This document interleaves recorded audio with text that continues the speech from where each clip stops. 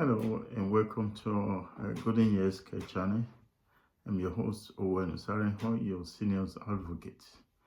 Um, we are back here again on our discussion on dementia and Alzheimer, and we'll be watching together a video that talk about late onset Alzheimer and all you need to know regarding this disease.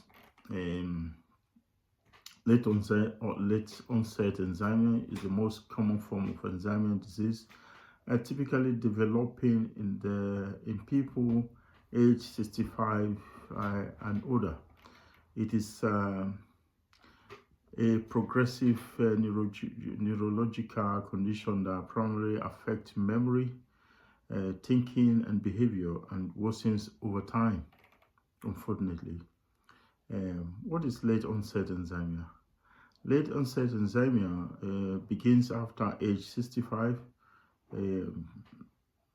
and account for about 90 to 95% of all Alzheimer's disease cases. Unlike early onset form, this type has no clearly defined genetic mutation, but it's influenced by a mix of age, genetics, environment, and lifestyle factors. So, what causes it? That's the question. You see, while the exact cause is still not fully understood, key factors include age. That's the strongest known risk factor, genetics, especially the APOE E4 gene, which increases risk but doesn't guarantee the disease. The brain changes as well. You see, build-up of amyloid plaques and tau tangles damages neurons. Now, cardiovascular health condition also. Health conditions like blood pressure, diabetes, and high cholesterol may also increase the risk of having late onset Alzheimer.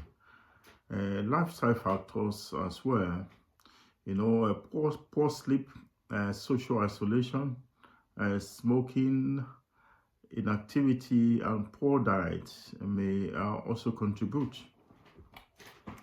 There are some of the common signs and symptoms.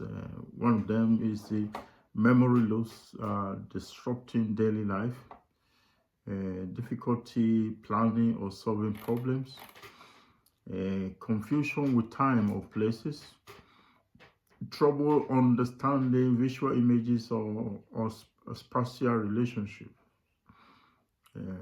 Also, new problem with speaking or writing.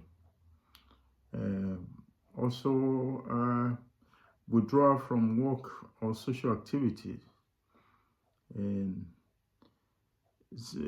mood or personality changes. Also depression, apathy, irritability. These are some of the symptoms begin gradually and worsen over time, often starting with forgetfulness and eventually leading to an inability to care for oneself.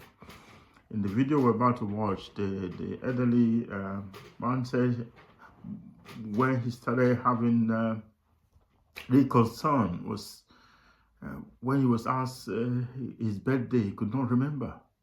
It really upset him, and that triggered the need to find a solution, because sometimes we continually live in denial, but the reality needs to be faced, and the earlier these issues are checked, the better.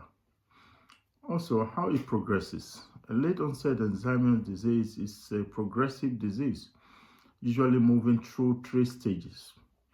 Number 1, the mid-early stage, memory lapses, misplacing items, word finding difficulties. That's the first stage. Then number 2, the moderate or middle stage, increased confusion, wandering, sleep issues, personality changes. That's the moderate and middle stage. Then the late stage, the severe stage, the loss of speech, mobility, recognition of loved ones. You start having issue with that, and also complete dependence on caregivers when one can no longer probably take care of themselves. Is it diagnosable? That's the question. Yes, of course. Diagnosis involve medical history and physical examination, also neurological tests, brain imaging, brain scan, cognitive assessments, or rule outs of other conditions, vitamin deficiency, thyroid issues, and all that. Is it curable? That's another question that come up. Or is it treatable? Unfortunately, presently no cure exists, but treatments are available to help manage symptoms and improve quality of life. And a lot of research are going on to find a solution. Even as we speak, new ideas are coming up that reflect on this area, and hopefully we'll find a solution. Medications for symptoms, cholesterol inhibitors, and donepezil, rivastigmine. These are the medical terms for some of the medications that can used to manage this issue. New developments also may slow early cognitive decline in early stages as well. Now, managing daily life with Alzheimer, some of the things need to be put in place. Establish a routine to reduce confusion, label items, and keep familiar surroundings, so you'll be able to know where you place things and where things are in your known environment. Safety proof in the home for mobility and memory issues. Plan meals, medications, and appointment with reminders. Also include caregivers in your care planning. Family supports also in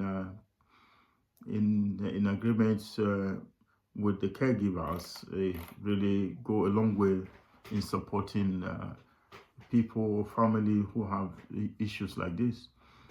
Caring for someone with Alzheimer can be overwhelming. Support services include adult care centers, in-home respite care, memory clinic, and support group, training for family caregivers, as well as legal and financial planning support.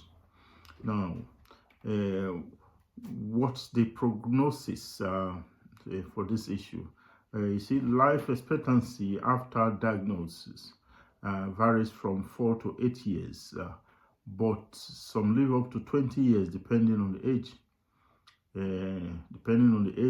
Health situation, and the care that's available. Alzheimer's disease is the 6th leading cause of death in the US, and in the UK also is more or less in that same area.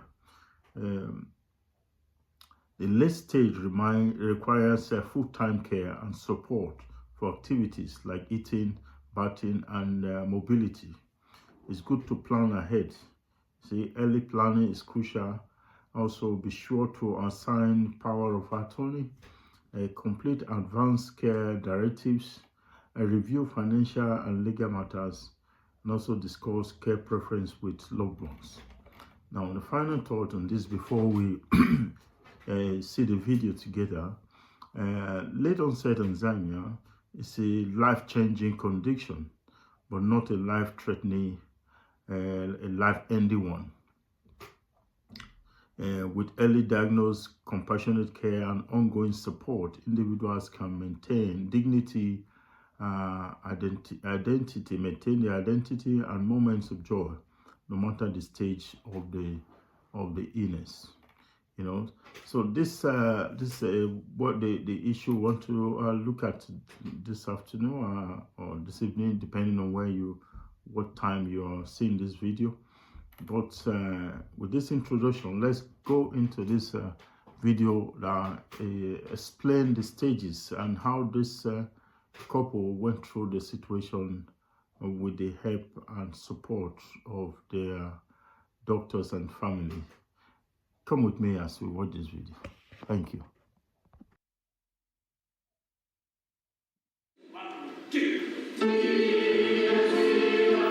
In the quiet Kent village of River, the members of the Dover Choral Society raise their voices.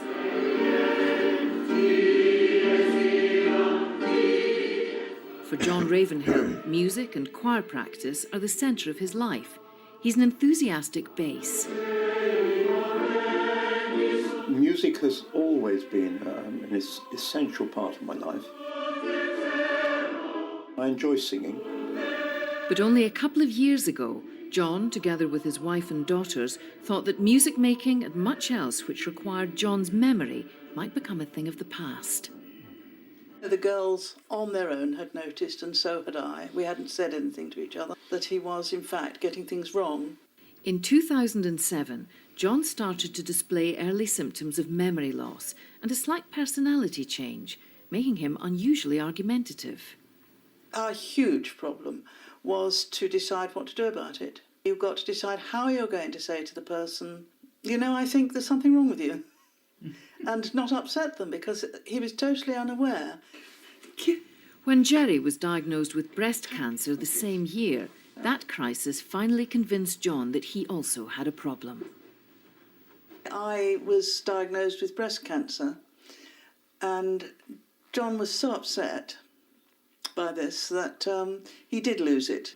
What happened when is in my mind, is scrambled. You were totally shaken by it and didn't know whether you were coming or going. And I don't think you realised how much until you went to choral and somebody said, an ex-doctor in fact said, and how's Jerry getting on? Yeah. And you almost said, who's that? That's when my mind went total blank. Just for words, pictures I knew what was happening, the words I couldn't find. I said, I'm sorry, I can't tell you. So that was the first time, actually, that you decided for yourself there was something more wrong with you than old age. Yeah. That was the turning point. Mm. Putting all those jars out on those shelves over there, John, was a pretty good brainwave, wasn't it? Jerry is a good organiser and was able to convince her husband to see a doctor. But the visit proved as distressing as the symptoms. And unfortunately, it didn't go too well at that point, because the young doctor that we had to see, because our own GP is very busy, simply said, well, what do you expect? You're nearly 80, and sent him out with tears in his eyes, actually. I turned up at home here and I was crying and saying, something's wrong. Somebody's told me I'm old, so what do you expect? And I was so bewildered, and I'd lost touch. I couldn't find words to express. Being a visual person, I knew what I wanted to say. I couldn't find the words to say it. When I was teaching art in the... As an art teacher all his life, John was used to putting his thoughts into pictures. And now his worried wife provided the words. I put my foot down and said, it's ridiculous to say that this is old age. Yes, we're getting older, but not that fast. And this has been too obvious and too rapid.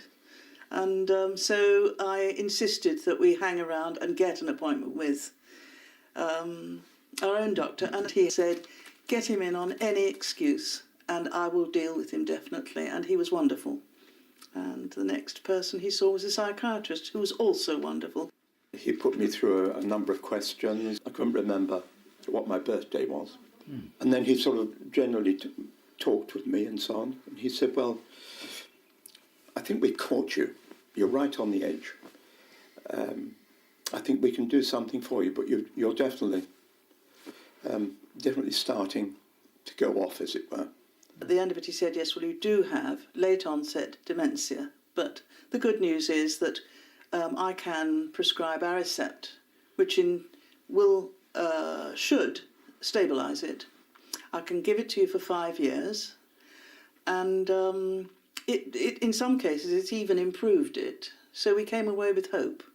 I had no idea how bad you could get, or you could get to the stage where we don't give this medicine away. And you didn't want me to do that, did you? No, well, you can tell that because I'm lying there with a sort of, oh, for God's sake, get on with it then. John was lucky that he had someone close to him alert to the problem. All right, well, if you can just... But, you know, that's the nicest thing that's happened to us recently, because that was just a small sketch, wasn't it? And In some ways, they feel their experience has brought them closer together. publishing business. But I reckon, oddly enough, that since we've both been pretty ill, we've got a new understanding aspect of on each life. other. But, well, I've always understood you. Well, that's true, yes. But we've got a new raison d'être, haven't we? Yes, yeah. And we've got something to fight over and something to fight for. Yeah. And something to work towards. John's fight has been helped by being successfully treated with Aricept, a drug which helps boost the brain function and slow down the decline. Gave me a new life, really, because my memory increased almost instantly, that I could remember things that I would have thought I'd have forgotten, details of just anywhere. It was all became flashing up in picture form, obviously, for me, right back to when I was age 3. You didn't think you looked like that, did you? I didn't know what I looked like. Did you know what right. you looked like? Yeah, you looked like that. Right. They're both aware of what could be lost. Well, we know a lot of people whose wives or husbands have lost touch with one another. They almost don't talk to one another. There doesn't seem to be anything that they have in common anymore. It's as if their past didn't exist or they didn't have a past. But their access to Aricept was not automatic. Again, it paid to be persistent. Our local GP wouldn't prescribe it. The psychiatrist, we have to keep going back to him to prescribe it. And since we've met up with loads of other people who have Alzheimer's, we've discovered that not everyone prescribes it. You have to get on with each other to work in a space like this, I tell you. Jerry felt that the important thing was to face the situation and not be frightened of it. I kind of get a feeling with a lot of people that they don't want to face that there's a possibility that one of their partner or their parents have got what has to be called dementia, and that therefore they don't want to find out that they have, so they don't take it any further. And I think an awful lot of people don't benefit from early diagnosis and Aricept for that reason. John's condition is currently manageable, but as his wife and carer, Jerry has to adapt her own reactions. You've really got to change your whole mindset. Really got to stand back from it all and try and imagine what it's like for the other person to genuinely not know one thing from another. There's no good being exhausted and sitting here and saying, oh, would you just start off the lunch, love? That would be lovely. Just put the potatoes in the oven and turn it on to 200 and so on. And a minute later, he's out saying, what was it I was supposed to put in the oven? Not totally incompetent. No, you're not incompetent. Give too many bits of information together, and I remember the last bit, but not the first bit.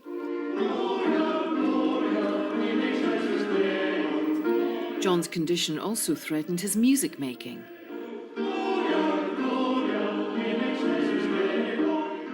Obviously, I was going off. You did find it harder and harder because you kept losing your place in the music. But when you discovered that you had actually got something wrong with you... It was such a relief.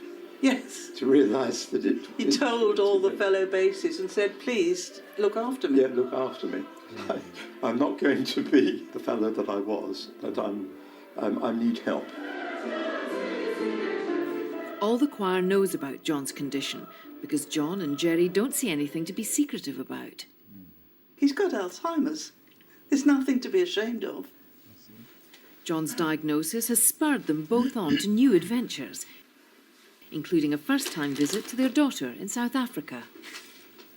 do it now before you can't. Yes, I mean, if you're suppose, going to deteriorate, you're going to deteriorate. You can't stop that. So while you feel you can, do it. Now we need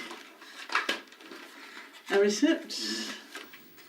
Packing nowadays includes an essential new element. Because we started off at 5 milligrams, didn't you?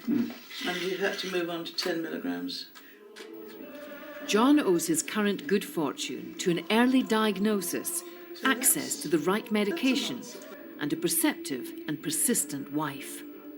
Looking at Jerry is a joy because I'm aware of how much I love her, what a wonderful wife she's been. I mean, where would I be now if I hadn't had all the support from you? I'd be practically a dead person, wouldn't I? I'd be a nobody.